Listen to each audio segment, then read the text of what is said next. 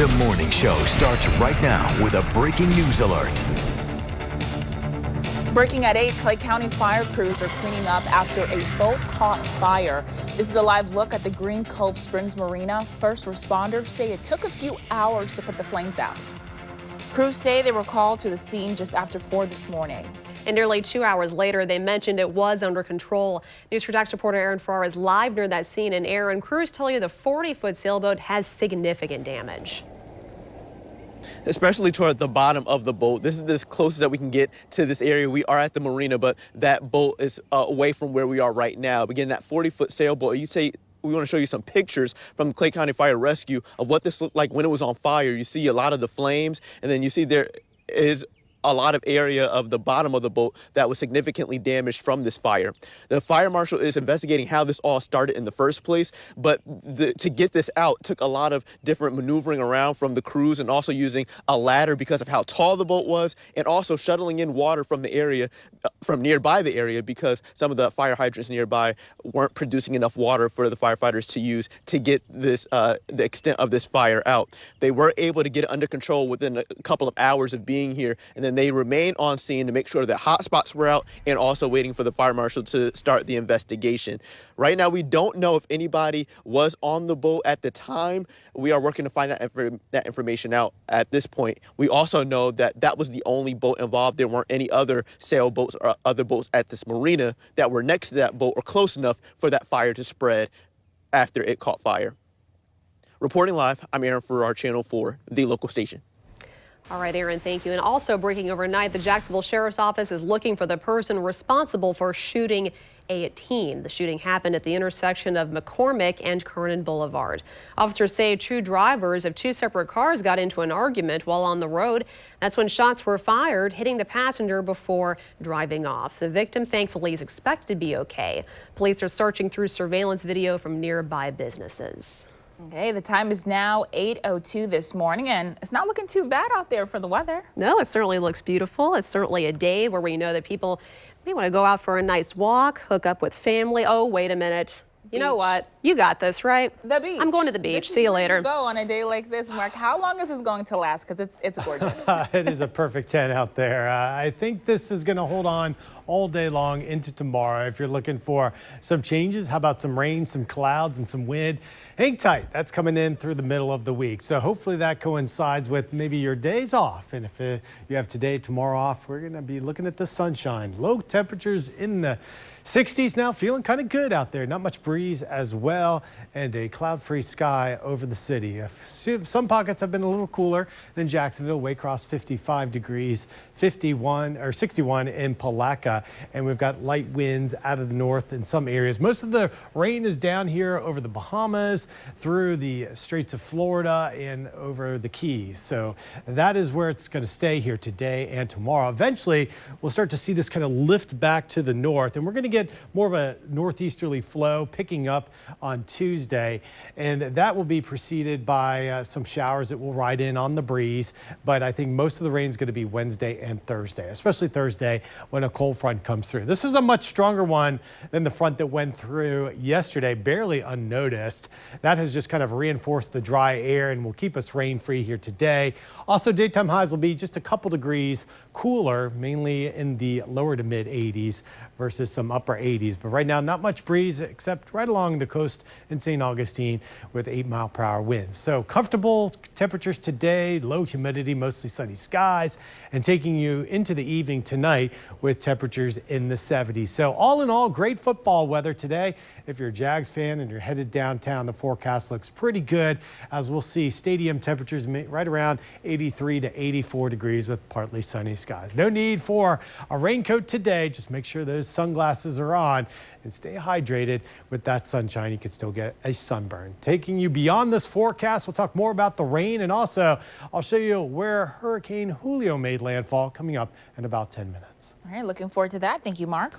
Well, we now know the identity of the man police say tried to enter Duval Elementary School with a large axe. He's been identified as 37-year-old Eric Hurley.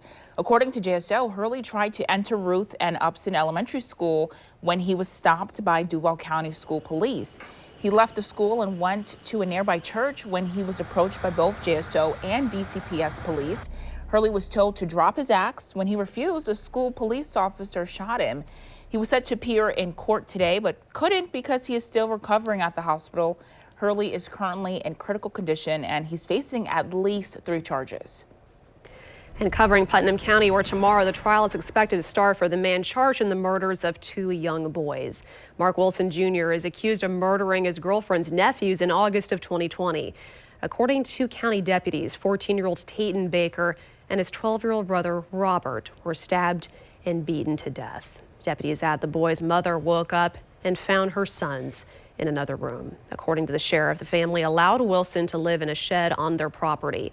More than 200 potential jurors have been screened for the trial. The state says it will seek the death penalty if he's convicted.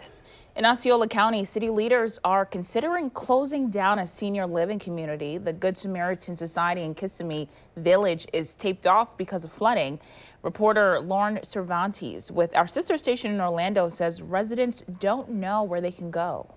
The community remains taped off, and that's because look at the amount of standing water that is still out here.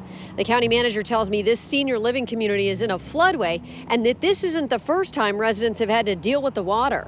If it were built today, it would not be able to get permits because it's located within something called a floodway. So it has repeatedly flooded over the past years. Osceola County Manager Don Fisher says they are discussing seizing Good Samaritan Society Kissimmee Village through eminent domain. What we would do is if we did take it by eminent domain, and we're still evaluating that, we would likely use it for additional stormwater capacity, meaning that it could help out other areas in the Shingle Creek Basin, which is where this is located, and certainly remove an unsafe condition for those residents that are currently being flooded repeatedly. Fisher says the idea was first brought up in 2017 after Hurricane Irma flooded the senior living community, but says they are now tackling the issue more aggressively and are speaking with the county's attorneys. I would approach the property owner to see if they'd be willing to sell first. Usually a voluntary sale is more appropriate, but if not, government is given the ability to use eminent domain to remove a structure like this from a flood area. The Vice President of Operations for Good Samaritan Society, Amy Middleton, said in a statement emailed to News 6, quote, "We have not had any communication with the county on this matter. We plan on continuing to collaborate with the county, and our shared goal remains the same, keeping residents safe." Meanwhile, residents say they still haven't been able to get back into their homes to survey the damage. Some telling me they don't know where to go and how long it'll be until they can return home. They failed to let us know that this is a flow zone. If the county needs to take it out for safety measure, then they do what they have to do. It's a lot of people, the retired people, they got all their money, all their investment, all their money, the little bit of money they get every month invested here to live in a place where they can come home. And now, they don't know where to go. And that was Lauren Cervantes reporting. And here locally, you can help those impacted by Hurricane Ian. News4Jax has teamed up with the Red Cross. You can donate now through the 14th. We have a link inside the story through our hurricane page on news4jax.com. University of Florida will welcome its sole finalist for president tomorrow. U.S. Senator Ben Sasse of Nebraska would become the 13th leader of the university. Prior to his run in Senate, he served as the president of Midland University. Tomorrow, he will have several private meetings on campus. Sasse will also have 3 forums scheduled with faculty, students, and staff. The school chose the Republican senator from a group of more than 700 candidates. After the campus visit, the Board of Trustees will meet November 1st to make a final decision. He would take over for Kent Fox, who is stepping down at the end of the year. However, not everyone is excited for the nomination. Multiple protests are scheduled throughout the day of Sasse's planned visit. The co-president of the Graduate Assistants United Union says the senator's track record in office has many weary of the pick. Coming up tonight, News4Jax anchor Vic Michelucci has more with students on the announcement. Just a reminder, though, another place to watch News4Jax is on News4Jax Plus. It's available, of course, on Roku, Apple TV, Fire Stick, Android TV, and Chromecast. You know what to do. Just search News4Jax on your streaming device to download. And hundreds of people are calling for a boycott of PayPal. It comes after a leak of the company's new agreement. That's right. The reason PayPal could be taking $25,000 out of your account. And 1 in 8 women are diagnosed with breast cancer in their lifetime. Sobering statistics. And as we recognize Breast Cancer Awareness Month, the options available for people if detected and the importance of that early detection. The news team you can trust. That's the News 4 Jax difference.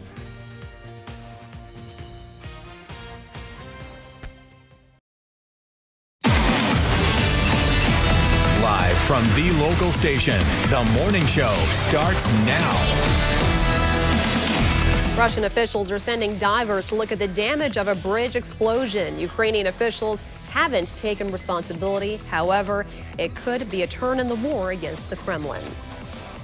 We've got a key to the city, and now today, Tony Vaselli will get his ring to the Hall of Fame. The celebration the Jags have planned for their first ever draft pick. And breaking at 8:30, Clay County fire rescues are on scene cleaning up after a boat fire. This is new video just into the newsroom from the scene. The 40-foot sailboat caught fire early this morning around 4. It took crews nearly 2 hours to put the flames out. They had to use ladders and bring in water. None of the other boats in the area were damaged, fortunately. However, this one received significant damage to the bottom. The fire marshal is on scene investigating the incident. Well, the Jaguars will take on another divisional opponent this afternoon. That's right. The Houston Texans come in town looking for their first win of the season. They also want to spoil the fun at TIAA Bank Field. And that is right, because all eyes are going to be on this guy right there. The Jaguars will honor Tony Vaselli, who will also get his Hall of Fame ring. So the bank is quiet now, but in a few hours it will roar with excitement for Vaselli. News 4 Jax sports anchor Cole Pepper joins us live from outside the stadium. And Cole, this week has really been all about the man of the hour. Yeah, and in fact, you could say that this last 5 or 6 months has been all about Tony Vaselli as far as the Jaguars are concerned. Ashlyn Sullivan from Jaguars.com joins us here. This is sort of the culmination of this whole Tony Vaselli Hall of Fame experience. If you go all the way back to when he found out that he was getting in back in February, from then until now, it's been the winter, summer, and now getting closer to the fall of Vaselli. Absolutely. We saw him earlier this week. We were like, my gosh, like, would you give this a rest by now? And we're so happy for him. But it has been months of Tony Vaselli coverage, and the documentary 71 came out this week, and you can watch it tomorrow on YouTube.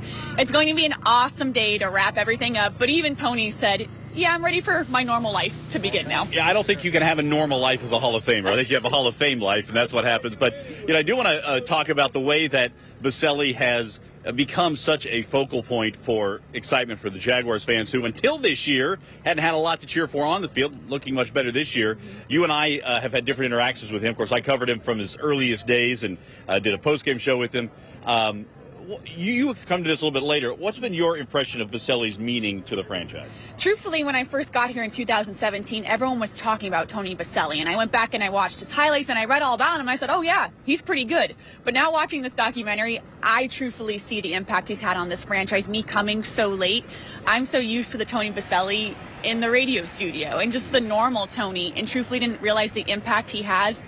And seeing just the city wrap around him and his family and everything, he's such a great symbolization to what this city means, I think, and just seeing him out in the community. And I don't think I truly realized what a big deal he is until this year. Yeah, there's no doubt. And what he has meant to the franchise as well. First draft pick, first Hall of Famer. A guy who kind of opens the way for others. There are a lot of Jaguars alumni in town for the Vaselli documentary. And I think a lot of them, Jimmy Smith, Fred Taylor, others thinking, hey, maybe now we can start to get some more Jaguars in there. Let's spend a moment on the game, because this is a contest against the Houston Texans team that has beaten this franchise 8 straight times. That's 4 years in a row of nothing but losses to the Texans. This is a must-have for the Jaguars. It is, and truthfully, I was talking to players in the locker room this week, and they didn't know about that streak. When I heard 8 straight losses, I was like, no way, that can't be right. And I went and checked, and it is correct. I think today shows you, are you the old Jaguars or are you the new Jaguars? Are you the Jaguars from week 1 and week 4 or week 2 and week 3? This shows that. You hate to put that pressure on them, but yes, this is a must-win. This is one of the few times they'll be favored this season. You got to win this one. It may be the few times. We'll see. I think as things go on, it may be a situation where you see the Jaguars favored more than they have been in the past. But there's no doubt about it. The Jaguars need to hold on to the football, take better care of it than they did last week. And if they do that, I think they win here today. For now, we are live at TIAA Bank Field. For Ashland Sullivan, I'm Cole Pepper, Channel 4, the local station. All right, Cole, thank you. The NFL has also added a new symptom to its concussion protocol. It is in light of the evaluation of Miami Dolphins quarterback during a recent game. Starting today, a player won't be able to return to a game if he can't keep his balance or has any speech issues after a hit. NFL executives say Dolphins quarterback Tua Tagovailoa wouldn't have returned to a game a few weeks ago if this was in place. Now, fans, you'll remember they grew concerned for his safety when they saw him stumbling after a hard hit. He told doctors it was because of a back and ankle injury, and he returned. Well, 5 days later, Tua Tagovailoa was hit again and sustained a concussion.